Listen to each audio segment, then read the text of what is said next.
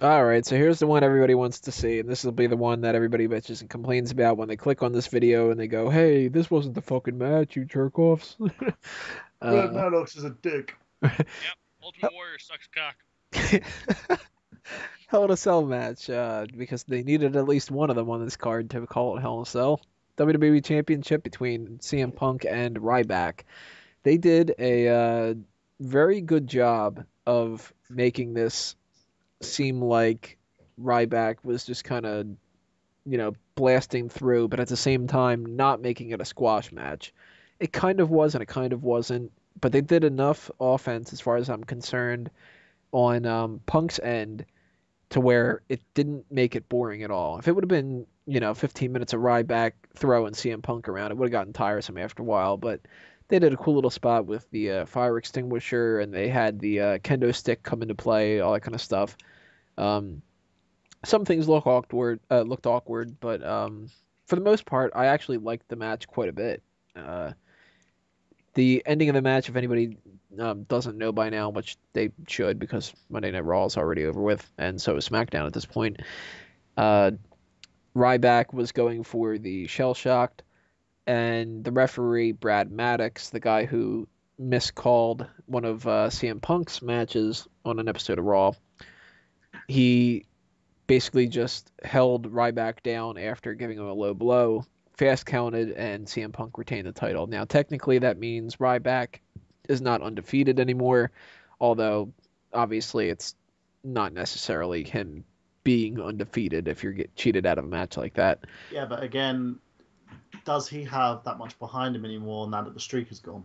I think he still does. I think that Ryback's actually solidified himself during this match. I think that Mm, um, a lot of people were kind of looking at him as the next Brock Lesnar, and I don't actually, think I that think it more so was the next Bill Goldberg I because actually. Lesnar had ability. Well, a lot of Um, people were drawing that comparison too between him and Goldberg because of the streak, but uh, I'm actually thinking right now he's the next Batista. yeah, but that's I disagree. Batista had at least some character. I think Ryback's getting there though. I mean, he's starting to talk a little bit more on the mic. He's got. You think about how he was when he first started doing the handicap matches. It was literally Ryback would come out and you weren't really sure if he was a babyface or not. And then it became, all right, well, now he's starting to say feed me more instead of just the two guys. They never went past the two guys. They should have had three, but uh, there you go. Have him against three-man band. But they're giving him more. I mean, they're giving him they name the clothesline the meat hook. They do the whole top of the food chain thing, feed me more. They got a new theme song for him. He's cutting a little bit more promos and all that. I think he's actually making his way around here and to he's not a main event guy yet necessarily. I tell you what though, he's up higher than what a lot of the mid carders are. Yeah, but that's because he's got the machine pushing him. The issue that I'm having is he needs to be in more credible feuds, and the feud with CM Punk seemed rushed. And the reason why they rushed it was because they wanted to put him into that situation to see if he sank or swam. And yeah, he did an okay job. He didn't do it amazingly well, but I don't think people want to see him in another match with CM Punk. I don't think people want to see him defeat CM Punk.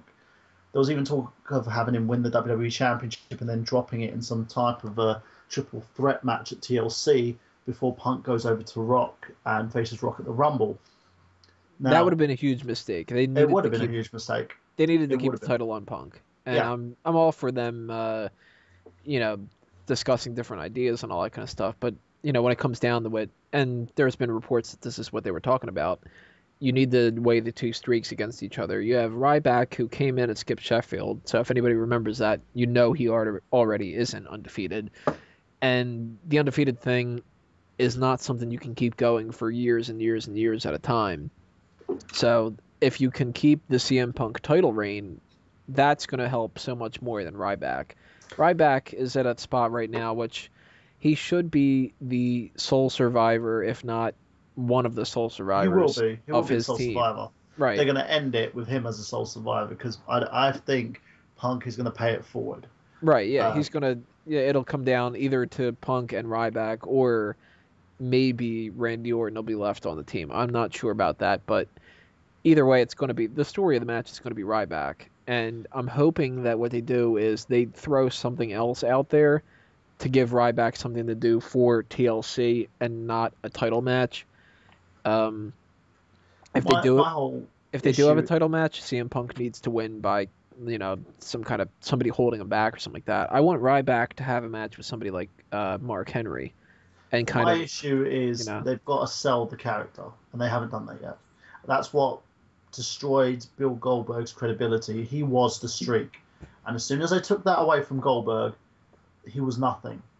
And I know he sits there and toots his own horn every 5 minutes about, oh, I was this, I was that. You were just a streak. That was it. That's what made Goldberg who he was. right. No matter how many times, every single feud that Goldberg had was a streak feud. When he turned heel, they did him as a heel playing through the roster. When he was in the WWE, they did the same thing with the streak. He lost the streak, and then he was sitting there shitting over the WWE. They didn't know how to use him and all this and that rubbish.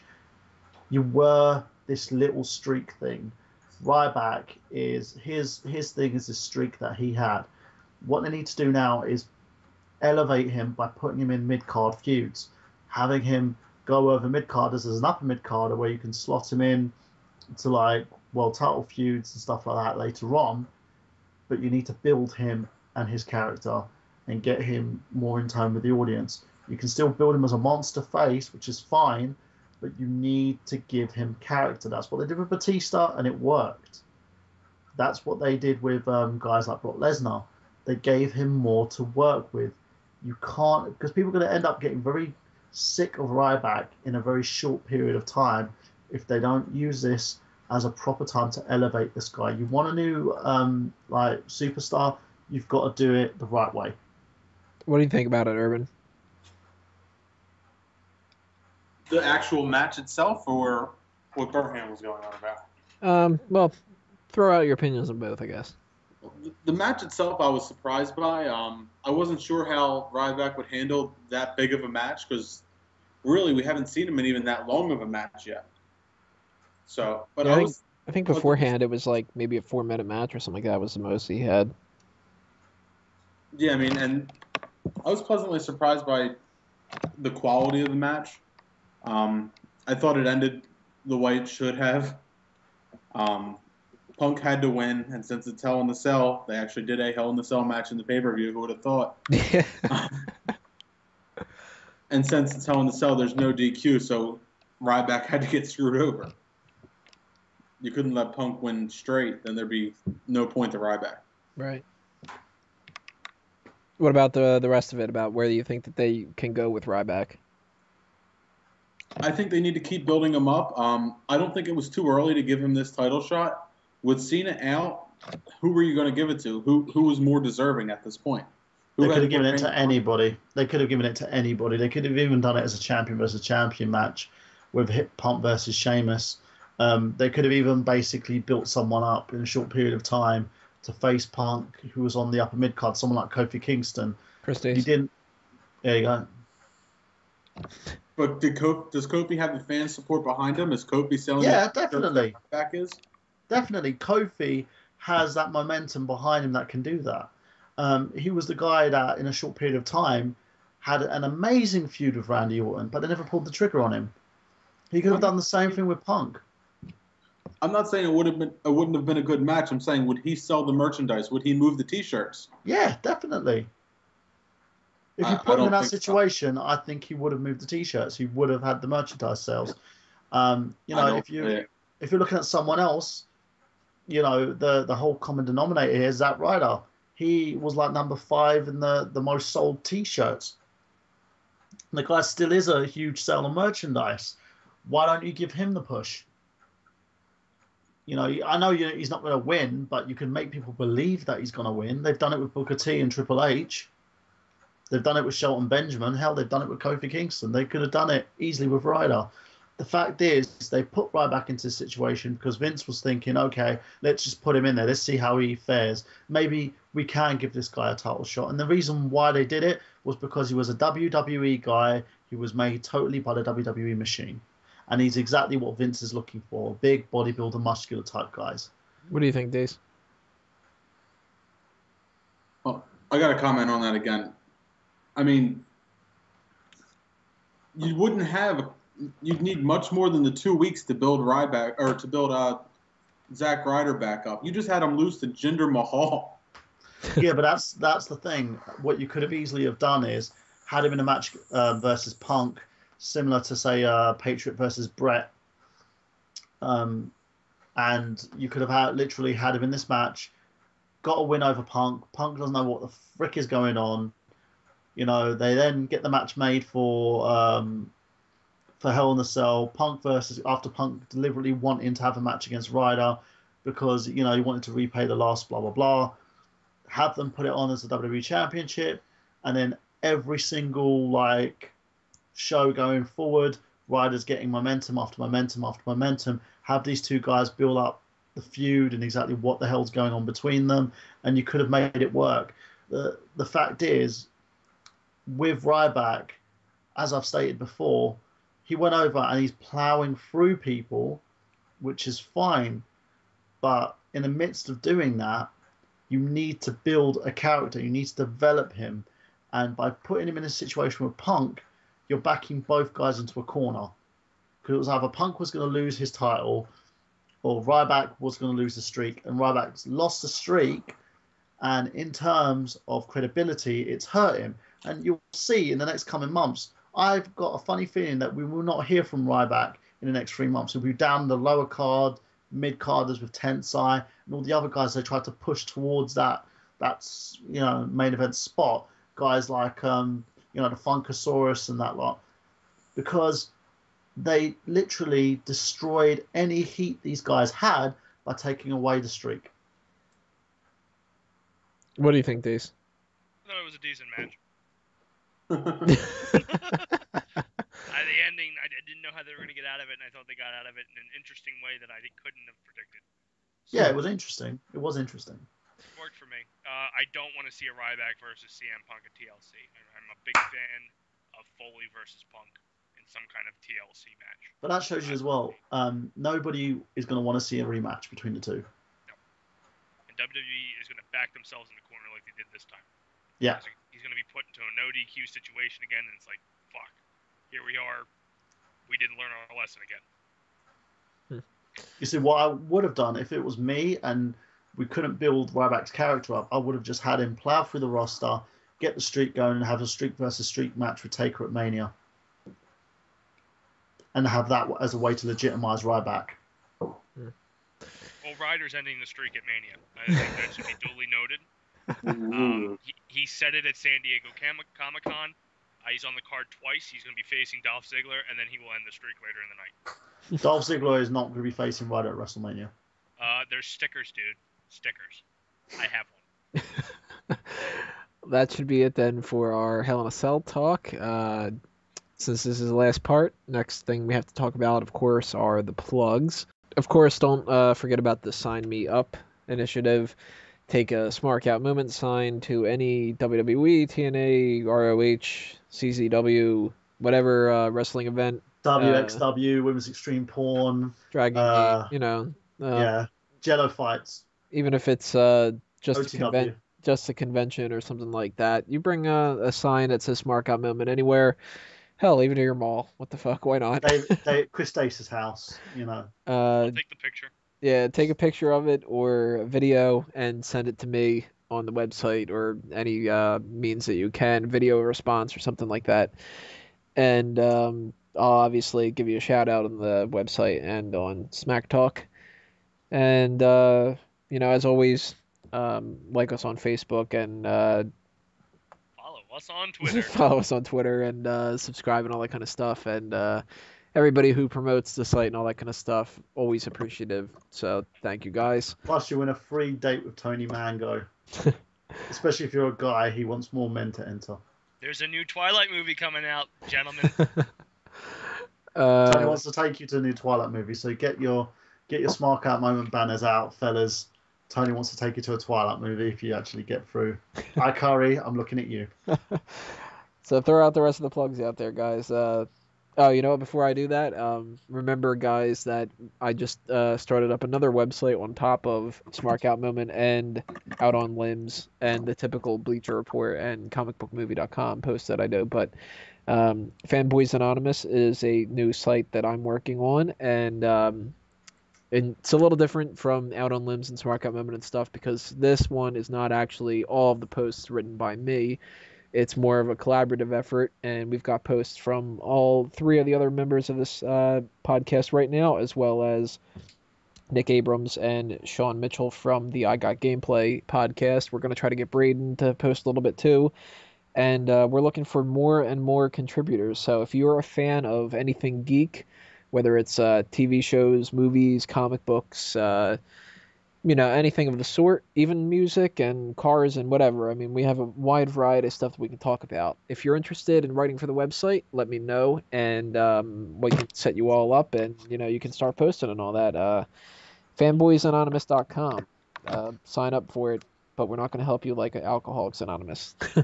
So throughout the rest of Fanboys that, Anonymous is also the home of I Got Gameplay. Right. Just to let you guys know as well, which is posted every Friday. Just to let everybody know, I'm going to be going on a hiatus the next 2 weeks, as I'm going away to be working on a panto, so I'm going to be acting in that. Just to check out my site, www.nerdgenius.com. Check out me on Twitter at Michael Burhan, and also my Facebook page. Just basically keep following me around, keep over for updates. I'm going to be posting some new stuff soon. I'll be starting up a Kickstarter as I'm going to be putting together an idea, which I'll keep you guys posted on, but that'll probably I'll start putting that idea into fruition in December time, so keep an eye out for that.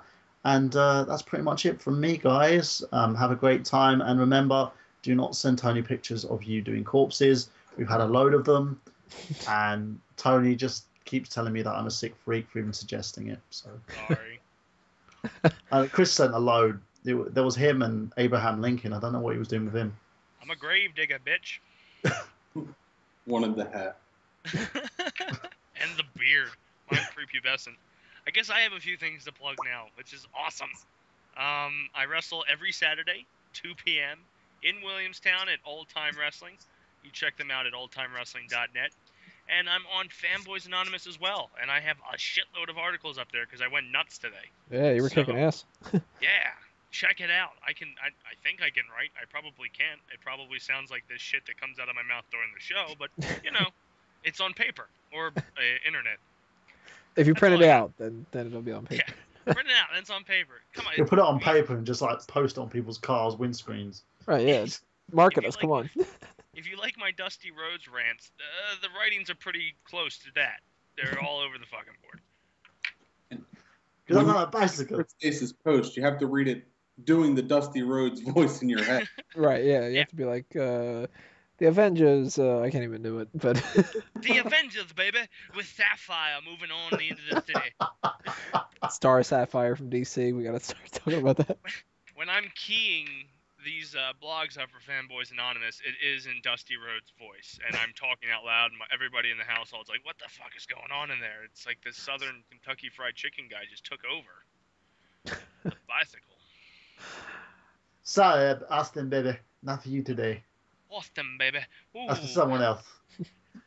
Pass the ball to Urban. Sapphire make more waves than Hurricane Sandy did, baby, knocking off boardwalks and shit like that. Too soon for the American dream to start making fun of Jersey.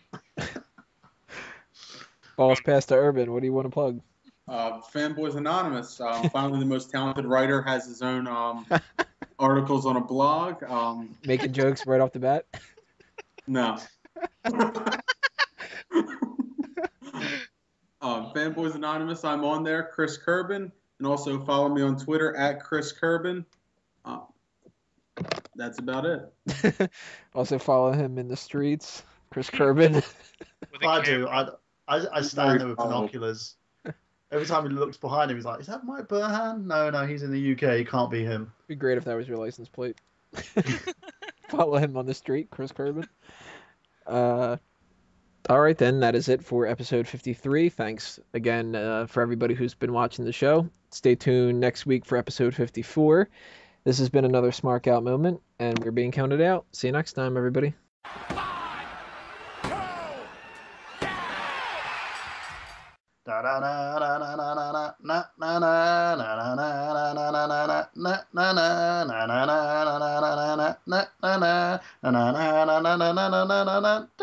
And here's a story about a mango. His name is Tony. He's got a show that's on internet TV.